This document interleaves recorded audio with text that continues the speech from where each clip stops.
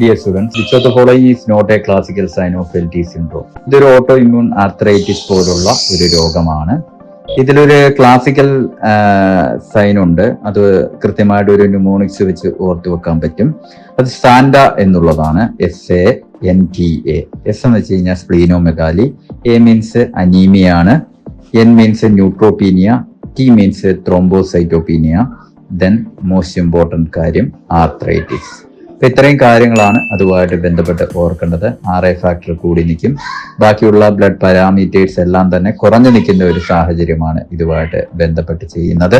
തീർച്ചയായിട്ടും ഇമ്മ്യൂണോതെറാപ്പി പോലുള്ള തെറാപ്പി ആണ് ഇതിൻ്റെ ഒരു ഇന്റർവെൻഷൻ ലൈനിൽ ചെയ്തുകൊണ്ടിരിക്കുന്നത്.